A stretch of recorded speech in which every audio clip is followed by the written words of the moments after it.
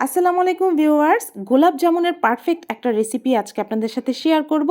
খুব সহজে ঘরে থাকা উপকরণেই যে মিষ্টিটা আপনারা তৈরি করতে পারবেন।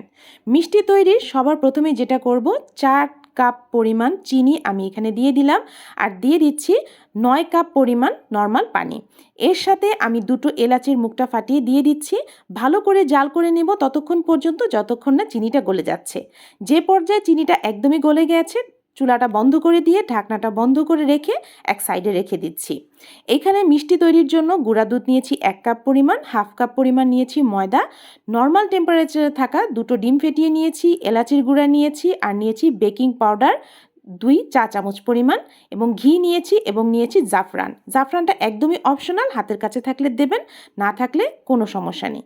তো এখানে আমি একে একে শুকনো উপকরণ সবগুলো নিয়ে ভালো করে মিশিয়ে নিব, যাতে মিষ্টিটা তৈরি করার পরে কোথাও কম বা বেশি না থাকে। ভালো করে মিশিয়ে নিয়ে এখানে আমি দিয়ে দেব 2 টেবিল চামচ পরিমাণ ঘি। ঘিটা দিয়ে ভালো করে মেখে নেব এবং দেখে নেব মুঠি করলে খুব সুন্দরভাবে মুঠি হচ্ছে কিনা। আপনারা কিন্তু অবশ্যই উপকরণটা খেয়াল রাখবেন, কম বা বেশি দেওয়ার চেষ্টা করবেন না, এতে করে মিষ্টিটা নষ্ট হয়ে যাবে। আমি যেভাবে দিচ্ছি সেম সেভাবেই মিষ্টিটা তৈরি করবেন, ইনশাল্লাহ পারফেক্ট হবে। তো ভালো করে মিশিয়ে নিয়ে এখন যে ডিমটা আমি ফেটিয়ে রেখেছিলাম অল্প অল্প করে দিয়ে নরম একটা ডো তৈরি করে নেব। নরম আমি কেন তৈরি করেছি, নরম ডোটা তৈরি করলে মিষ্টিগুলো খুব সুন্দর সফট হবে। আর যদি এখানে ডিমের পরিমাণটা কম দেন, সেই পর্যায়ে কিন্তু মিষ্টিটা শক্ত হয়ে যাবে। তো এই পর্যায়ে আমি শুকনো উপকরণগুলো ভালো করে মাখিয়ে দেখতেই পাচ্ছেন কেমন নরম হয়েছে। এখন আমি 5 মিনিটের জন্য ঢেকে রেস্টে রেখে দিব। 5 মিনিট পরে আপনাদের দেখাচ্ছি এ পর্যায়ে কিন্তু কিছুটা শক্ত হয়ে গেছে। এক প্রকার আমি মিষ্টির শেপ দিতে পারবো সেরকম শক্ত হয়েছে। তো সামান্য একটু ঘি আবার একটু মেখে নিলাম, হাফ চা চামচের মতো। তো ভালো করে মেখে আবারও আমার হাতের 2 তালুতে ভালো করে ঘিটা মেখে নিয়ে এখন মিষ্টির শেপ দিচ্ছি। আমি প্রায় 32টা মিষ্টি তৈরি করেছি, আপনাদের এখান থেকে বেশিও হতে পারে, কমও হতে পারে।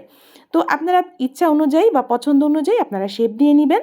তো এখানে আমার মিষ্টিগুলো তৈরি করা হয়ে গেছে। আর দেরি না করে এখন একদমই ঠান্ডা ঠান্ডা সয়াবিন তেল ডুবো তেলে আমি দিয়ে দিচ্ছি। আর তেলটা কিন্তু এ পর্যায়ে একদমই ঠান্ডা, চুলাটা একদমই বন্ধ।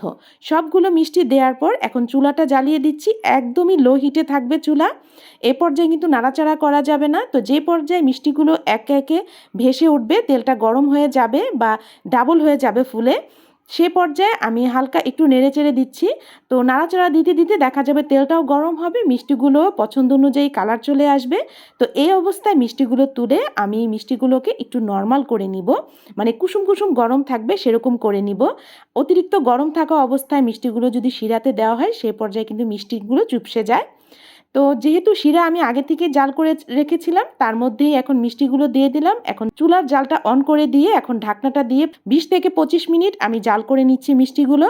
মিষ্টিগুলো দেখতে পাচ্ছেন একদমই ডাবল হয়ে গেছে। এ পর্যায়ে চুলাটা বন্ধ করে দিয়ে আমি সারা রাত এরকম শিরার মধ্যে ভিজিয়ে রেখেছিলাম। এই পর্যায়ে কিন্তু মিষ্টিগুলো একদমই রেডি। আমি সারা রাত ভিজিয়ে রাখার পর এই যে এটা ফাইনাল লুক, আলহামদুলিল্লাহ মাশাআল্লাহ খুবই সুন্দর হয়েছে। আর আমি জাফরানটা কিন্তু একদমই লাস্ট পর্যায়ে দিয়েছি, আপনারা চাইলে জাল করার সময়ও দিতে পারেন।